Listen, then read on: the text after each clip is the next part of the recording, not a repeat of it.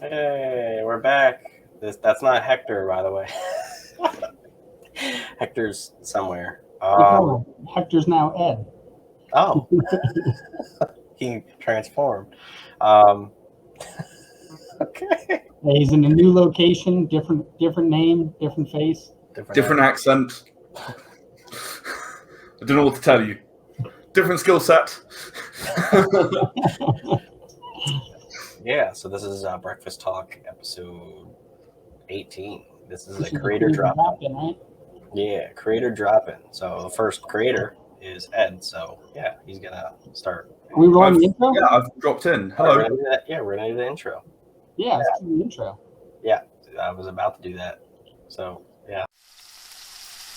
Wakey, wakey, smell those eggs and bakey. It's time for Breakfast Talk, a podcast discussing current, independent, and mainstream entertainment topics from gaming and movies to comics. Start your week off right with the Breakfast Boys. As always, if you can smell what we're cooking, click that like button, and if your tummies are rumbling for more, click subscribe and ring that brekkie bell to turn on all notifications. All right, let's talk. Wrong intro. Still gotta fix that. Anyway. You'll figure it out later. Oh, now I'm muted. Yeah. I'll mute myself. One second. Hello? I felt so quiet, like I didn't get Hector's feedback. I'm just shouting to nobody. Well, we have Ed Jowett with us. Hello. Hello. Yeah, it is Jowett, like Jared, but if I slurred it, like Jowett. It's Jowett. Yeah. Jowett. Not quite sure how to respond to that, but yeah. Hello. Good morning. Hello. It's actually evening here. It's 8 p.m. here. But still nice to be with you guys. It's been a while since I was around, hasn't it? Yeah. November. Yeah. We've been quite busy since then. Yeah. Recently we've just launched Cascade Part 1 on Kickstarter. Now I'm pretty sure last time we spoke, I talked about my intention to sort of do like several individual comics and then work up to a combined comic. That's what Cascade is. Cascade is the first part of a 3-issue arc that's the combined story. So I've finally got there. It's been 5 years. It's been a very, very long time getting to this point. And I'm really, really excited to finally have that up on Kickstarter, obviously. Sorry, go ahead. I just said that's awesome. Yeah. Yeah, I mean, it's been such a long road, but really, really interesting all the way. You're always learning, I think. Yeah. I can't wait to get to that point. Yeah, I mean, I thought before I decided to come on, I thought, hey, these guys, we had that really interesting discussion last time about origin stories and how to kind of approach that. I thought it might just be really interesting to have a quick chat today, if you guys are up for it, about writing combined superhero stories or combined anything stories. Because, again, taking superheroes, you look at the Avengers and they clearly sort of got it right. And you look at the Justice League and they kind of didn't really get it right so well. Yeah. And sort of what were the actual differences in there? What makes a story with multiple characters who each have their own existing arc? They already exist as a character within that universe. What makes them then work as a team versus maybe what makes them not work as a team? And I just thought that might be an interesting topic. Before we get into that, just a short rehash of what we did talk about the origin stories was the idea that a lot of indie creators start by telling you the origin story of a comic book character that you don't care about yet. And ironically, after that discussion, Greg and I, on our very next comic, did a bunch of reworks. So we very much appreciated that. And a lot of our origin stories now that we do have, we're fast forwarding. Even if we start with it, we want to then make a leap. and then go, we'll tell you what happened later, which also gives a little bit more freedom, which is excellent. So essentially the whole idea is if you're an indie creator, people forget too quickly that the first Detective Comics wasn't having Bruce and his parents in an alley, right? Like you didn't even know who he was. He was just. It was 2 years later, even. Yeah, and so You like, know, when that backstory was invented. yeah, it was a very long time. Same with Action Comics, right? And that's the whole idea is like it's just Superman, right? Like he's just this. Yeah, person Superman had 3 panels. Yeah. Explaining where he came from. It's like, oh yes, his world blew up. He landed on Earth. The end. Done. Yeah, you know, it was kind of like it was very, very, very, very abbreviated. Yeah, and now like every once in a while you'll get like the movies or a couple comics where it shows a little longer period of time on that planet. But like that's the idea is like I think there's 2 interesting things that I got from that. The first one is that if you by fast forwarding that and showing the cool stuff, you can get someone to fall in love with the character and be interested in the character before you tell them their origin. And the second thing it allows you to do is as you're building the character and you see what your fans like, you can alter your origin story to make it a much more, like to define all the stuff that characters or people like. Like, oh, if this is a trait people like, now you can add that to the origin story of why they're like that, how they got their power, why they have their weakness. Like, that's a very, very cool idea to like push that off until later, because that will be very interesting to the people who already like them. So yeah, I just wanted to Yeah, no, absolutely, and thanks for that recap. The hypothesis fundamentally is that, honestly, origin stories are boring.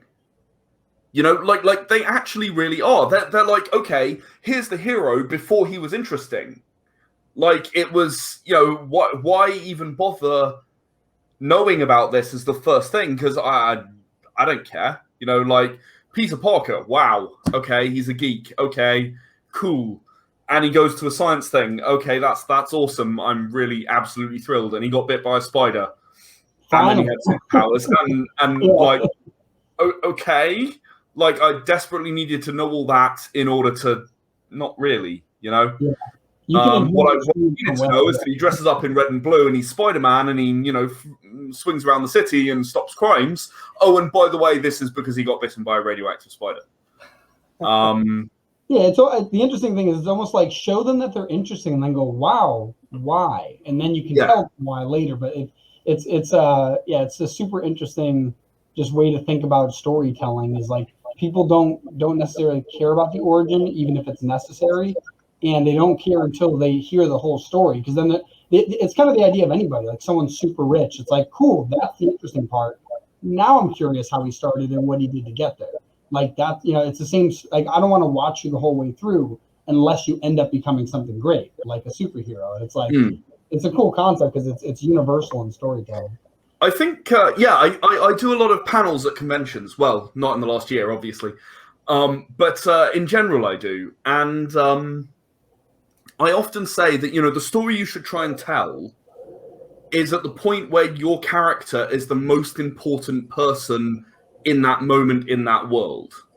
And I think that if you're not doing that, and an origin story by definition is not that, right? They're by definition not the most important person at that moment because they're used to they have amazing potential and they're going to become very important, but until then they aren't. Austin's here too. Hey guys. Hi there. I'm taking a break from making a page, and I saw the Facebook picture. I'm like, oh, I'll jump on. Good break. Talk stuff. Yeah. How's everybody doing? Good. do well. We're talking about origin stories, and you don't really need them in the beginning. Yeah, how you don't need to begin an indie comic with an origin story, and sometimes it can be counterproductive to do so. Yeah, give a person a chance to actually understand what the story you're trying to tell is before finding out what it's all about. If they don't have an interest at the very beginning, what's the point? Yeah, I agree. Yeah. That's it's something I've felt strongly about for a long time, and on a lot of my comics that I've released, I've had this comment: "Oh, we don't know the origin," and I'm just sat there like, "Yeah, I know, and I don't care." You know, like you don't need to know right now. You can wait a little longer and find out. Yeah, enjoy the story that you're on right now. I mean, the origin story is a whole other book series, something you can delve. That's back stuff. That's a whole treasure trove of things you can dive in and deal with as, you know, things go and progress with your story. I just, you know, I call it Instagram mentality. They just want to know everything like right this second. They can't take 5 minutes to try to use their brain to, you know, use their imagination for stuff. That's actually a really good metaphor, the Instagram mentality, because a lot of people enjoy seeing like how you took that great picture or made that cool video after they saw the cool video and the cool picture. So that's very cool. Also, I was pointing to the chair ad. I noticed you got the same chair. Yeah. My cousin Yeah, just I do. got onto this. This thing's awesome. I adore my secret lab Titan. It's absolutely brilliant. Yeah, but no, that's a funny thing, because that's the other thing that I was tangenting off on, saying like even when it's to like somebody's really rich, I don't care how they got there until I know they've succeeded. So it's the same thing with like the great photo or the great video, that Instagram mentality. They want to see the really cool thing, and then if I get invested in that person, I'm like, how did they do that? Right? I want to learn how to do that, or I want to see how they did it so I can be even more amazed by it, because it's actually really funny that you mentioned that, because I think there's a quote, I think it's Leonardo da Vinci or Michelangelo, one of those two, that said, if people knew how hard I had to become this good, it wouldn't seem that good. Which is really funny, because that's really what it is. Like if you watched him just paint the same thing over and over again, it's uninteresting. But if you find out that's what he did after you see his incredible work, right, that's a whole other story. That's so true about pretty much anything creative, isn't it? It's just a case of, you know, people sort of. I get this a lot just because I've produced a large number of things, and people are just like, "Oh man, that's so amazing." I'm just like, really, like it's just I work every day and I plug away at something every day, and I. You know, okay, yeah, I take the odd day off, but basically, I come and I do my work and I deliver a thing, and then maybe it's slightly better than the last thing, or maybe it's not slightly better than the last thing, and you just go and go and go and go and go forever. And as you say, you know, it's not about, oh, I'm fantastic, I'm amazing at this thing. No, I've made tons of mistakes, but you know, it's just the time that people have spent. They make that progress. I'm finding that younger artists and everything they're trying to break in, they'll get a little bit of success and they have this automatic mentality of, oh, I'm one of the best in the business. And I say that because I was posting for inkers on Facebook. I'm an inker by trade, but I get really busy, so I might need some help. So this guy messaged me, nice guy, and he's like, hey, I'm going to send samples. I mean, just boom, boom, just one after another, boom, me. And he's like, just to let you know, I'm one of the best in the business. And I'm like, oh, really? I don't recognize the name at all, but I'm like, okay, what have you worked on? He's like, oh, I've worked on a couple of books. Okay, well, what, Marvel or DC? He's like, no, just some small independents. Okay, and I looked at his stuff. It's not bad. It's very good for micron inking.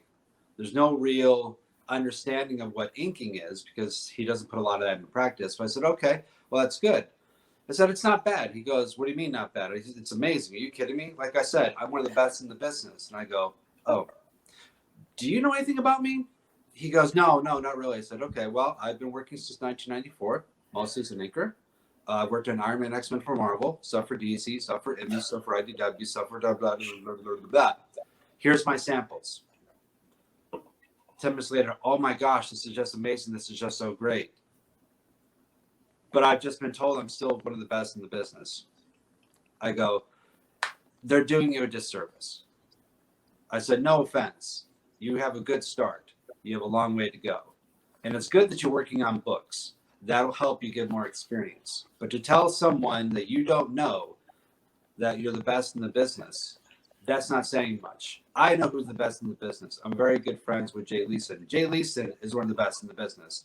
And Jay is still improving to this day. What does that tell you? So that's the thing, isn't it? The best in the business is not defined by I'm at the top of my game and I'm never changing anything. It's defined by, you know what, there's always new things, there's always new stuff. Art styles are always evolving. Yeah. Things are always changing. There is no such thing as, okay, now I'm good enough.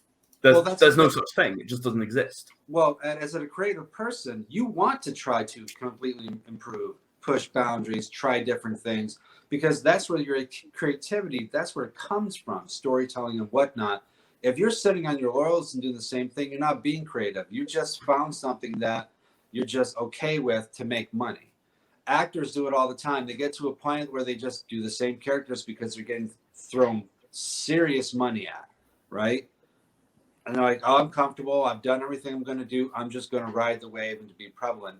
But if you really want to be creative, and if you really want to push yourself as an artist, you always have to be willing to learn new things and suck at it and hopefully improve, but have the work ethic to do so. I talk with a group of artists and they go, well, what do you do when you get a couple of different projects? One's paying one more than the other. I said, which one did you get first? The lower paying one. That's what you work on first. Yeah, but this one pays more. I go, your reputation as an artist is the most important thing to get you work. Whether you're working on big stuff or tiny little things. We have The some quality people has to be that exactly the same, because you as an artist, you can't have different gears, right? Now, if someone's paying $20 a page, I might not use my best ink and paper because there's time and what involved. The quality of the artwork will be good, or I might just do it digitally and just to save time. But that doesn't mean that the art itself is going to suffer. The problem is they look at dollar signs like, oh, well, I have to work in this because this works more. Yeah, the $500 whatever job might be a one time, but the guy paying a lower page rate might pay you something now and have something bigger down the road. You're starting a relationship. That's how you build your resume.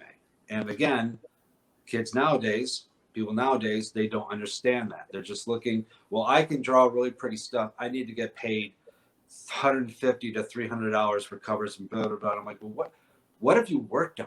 Well, I haven't really worked on anything. So how am I going to recoup my investment and paying you what I'm paying you? I don't understand. Yeah, I've been working with for my main story, including the one I've just released. I've been working with the same artist for 7 years now. And I've done, I don't know, I think it comes to about 10 books in total now. Right. With this one guy, and it's like you say, I don't pay $120 a page or anything. I don't have that kind of money coming in. Yeah. But I pay him solidly. There is repeated work. There is always more stuff. There's always more things I want to do. Mm-hmm. And no, it's probably not as much as I would like to pay him. I think that's the other thing that a lot of artists forget. Because I'm sat here, I'm a writer. And I want to pay people more than I can pay them. Like it's not a case of I'm like, oh no, I'm trying to make as much money off you as possible, buddy. No, it's like, no, seriously, guys, I'm just about breaking even on this stuff. I need to, I need to kind of be serious and go, okay, this is what I can afford. I understand if that's too low for you and you can't work for that. That's fine. You don't have to work with me. I'm not forcing anyone. Move on, do something else. Yeah. But if I could pay this guy who I've been working with for this long double, treble, I'd pay him. Like it's not, and I think that's true for a lot of indie writers. I don't think most indie writers and creators are really, really stingy with their money. It's just they don't have it. Yeah. It's very, very hard to bring in large sums of money for anything. Yeah. Our colorist that we have, Fabry. Fabri's amazing. Yeah, I would pay him thousands of dollars if I could, but I can't. So yeah, he's saved like a bunch of our works that we've worked on where like the penciler, the ink, typically it's in the beginning. The inker kind of does what they can to recover, but our colorist is like fixed mistakes that he shouldn't be able to fix. Like he's absolutely incredible. Yeah. But we're lucky with him being a colorist. He's also an illustrator, so he's able to kind of do those things. He's just not one-dimensional. I always try to figure out, because my company, 10 Sky, we're now taking screenplays, films, that sort of thing, independents, and making comic books out into them, like this. And I'm going to show you. You can see. Yeah, this is for a book called The Other Side. It's filming next year in Belgium. It's a horror film, and I mean it's SAG 1.2 mil budget and everything, but I have a stable of different artists that I have, but I also try new colors and new people because I want to bring more people in, and I have a budget. Here's my rates. If they can do well within that budget, hopefully in the next budget, here's the quality. Let's see if we can bump it up. You know what I mean? I don't make a whole lot of money on these gigs. I make some because I'm the inker as well, and I'll do writing breakdowns. But they think we're making thousands and thousands and thousands and thousands of dollars, and that's just not the case. This is a smaller. This falls into their marketing budget, and it's a small part of it because they've got a whole lot of other stuff they've got to get done. People got to think about it the large picture. They got to think about it in terms because, again, for Bree, I saw him something. He wanted to try out something. He colored something. He just wanted to, and I was like, "Wow, this is great." So I threw him some money. I'm like, "Can you try this color?" Blew me out of the park. Okay, so now he's coloring my Stanley book for Scout,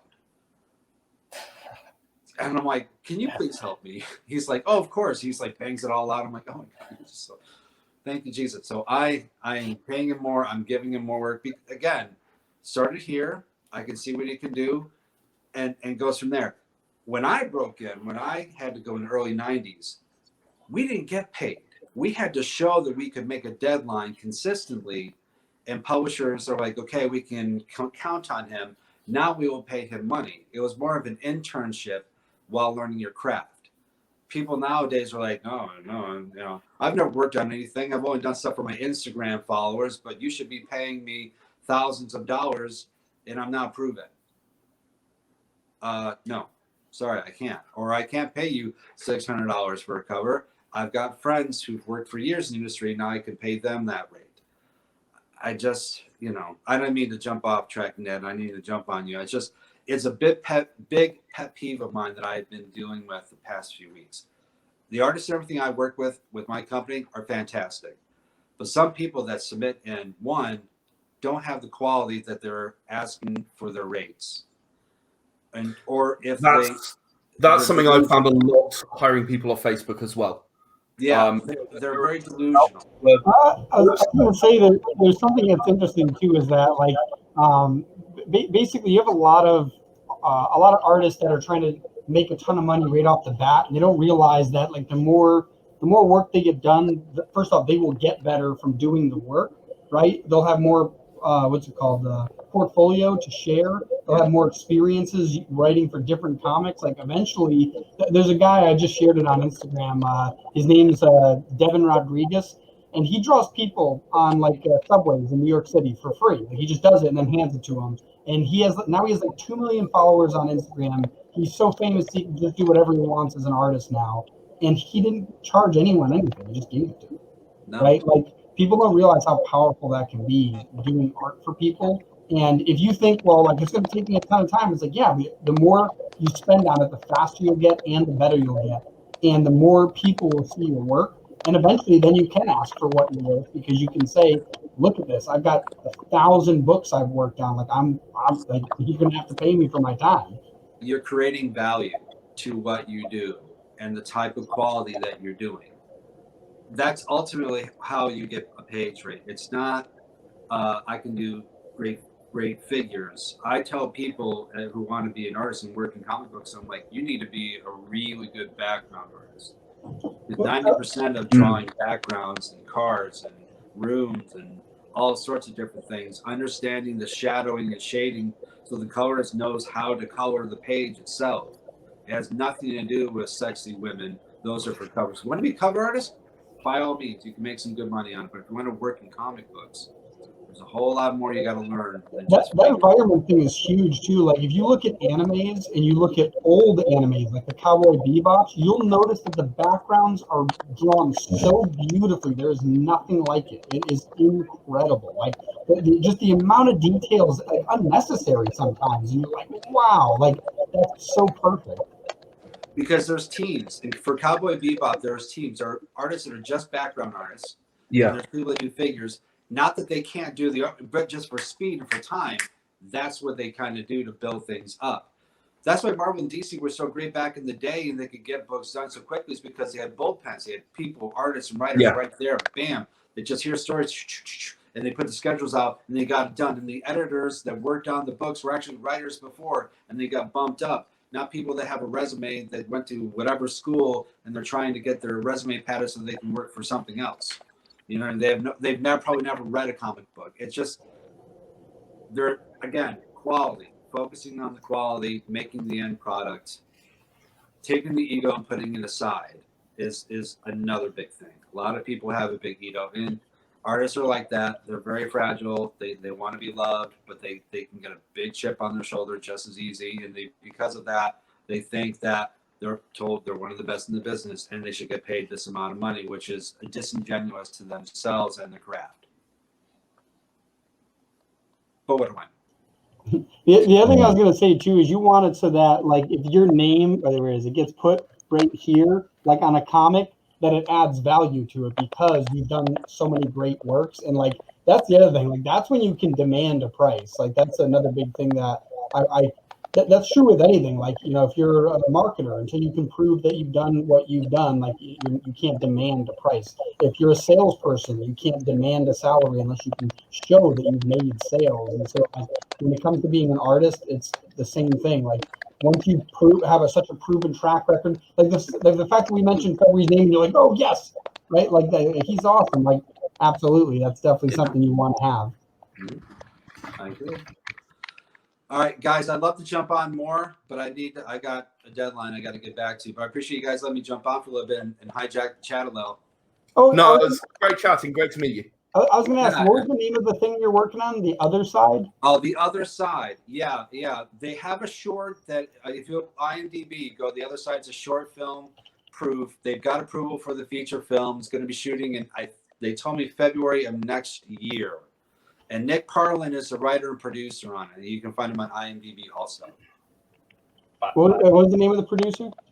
Nick, N-I-C-K, P-A-R-L-I-N. P-A-R-L-I-N. Yep. By the way, I just watched your movie that you posted about yesterday. Oh, Sharon Dye? Dude. Yeah. Oh, my God. You're hilarious.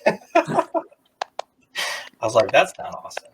Oh, by the way, the belly button scene, that was total improv. They did it just for fun. And they ended up putting the film. It was so funny.